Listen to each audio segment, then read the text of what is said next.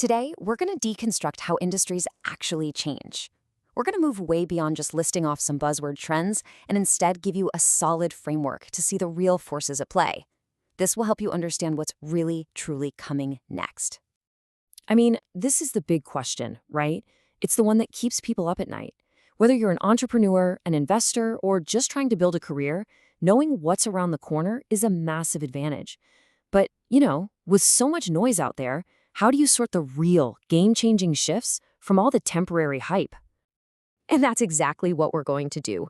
This framework, it's not a crystal ball. Think of it as a map, a tool that helps you understand the terrain you're standing on, the powerful forces that are reshaping it, and most importantly, where the new paths are likely to open up. We're going to tackle this in a few key steps. First, we'll get a super clear picture of today's landscape. Then, we'll dig into the forces that are actually driving all the change.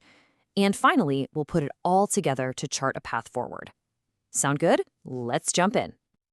All right, first things first. Before we can even begin to think about the future, we have to get a sharp, honest look at the present. This is all about setting our baseline, finding that "you are here" pin on our industry map. So, to start, we have to identify the major trends that are already happening. And to make this feel real, let's use the auto industry as our case study. The big currents right now aren't just, hey, new cars. No way. It's the massive industry-wide push towards electrification. It's the super fast integration of AI-driven autonomous features, and it's a total shift in logistics toward things like just-in-time battery manufacturing. These are the forces defining the market right now. And at the center of pretty much every industry shift is the customer. Just look at this. The old way was simple. You went out and you bought a car. The new way, it's way more complex. People are subscribing to mobility services, they're using ride-sharing every day, and they're prioritizing just access over actual ownership. This isn't just a small tweak, it is a fundamental change in how people behave. So the key question for you is, what does this then versus now look like for your customers? And it's not just one single customer base anymore either. What's so fascinating is how different groups have completely different expectations. A Gen Z city dweller, they might want a flexible subscription service and have zero interest in owning a car. A suburban family is thinking all about EV charging range and safety features. And a commercial fleet operator, they care about one thing, the total cost of ownership.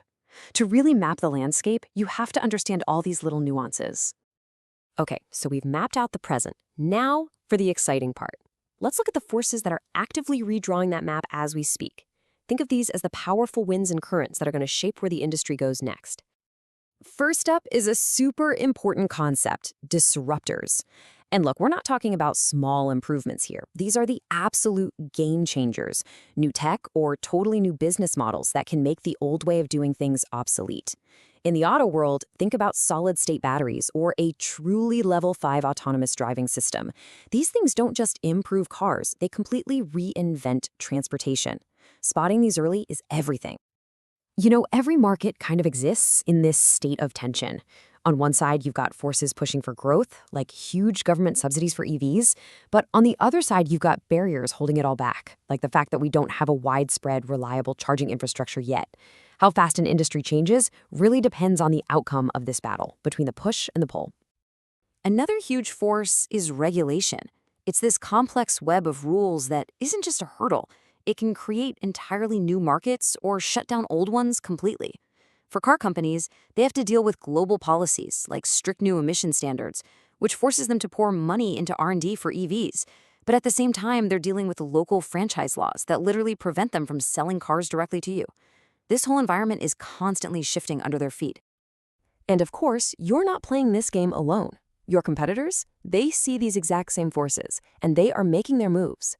They aren't just building EVs. They're launching subscription services for businesses, creating new revenue by selling over-the-air software updates, and they're targeting brand new niche markets like electric commercial vans. Watching how they adapt is a critical part of seeing the whole board. So, we've mapped the present, and we understand the forces of change. We've reached the final and, frankly, the most important part. How do we use this map to actually chart a course? This is where all that analysis turns into real action. Now we can start to build a plausible timeline. Based on the drivers we've seen, what happens in year one? Well, maybe the legacy automakers finally release their purpose-built EV platforms. What about year three, when a tech giant with incredibly deep pockets officially enters the market? By year five, a completely new landscape might be set. Look, this isn't about predicting the future with perfect accuracy. It's about moving from reactive panic to proactive planning. And this is the payoff. For those who can read the map and act decisively, change isn't a threat, it's a massive opportunity. That number you see here, that represents the new markets, the new revenue, the competitive edge that is just sitting there on the table for the early movers who get ahead of the curve. So here's the crucial point. This entire framework, from mapping the present to analyzing the forces of change, it's all designed to help you answer this one single central question. It forces you to think strategically about which trends really matter, and even more importantly, how you can turn them into a real advantage. Ultimately, this map doesn't just show you the future, it empowers you to go out and create it. By understanding the landscape, you're no longer just a passenger being carried along by these currents of change. You can actually become the navigator. So the question isn't just what's next anymore, it's how will you shape what's next?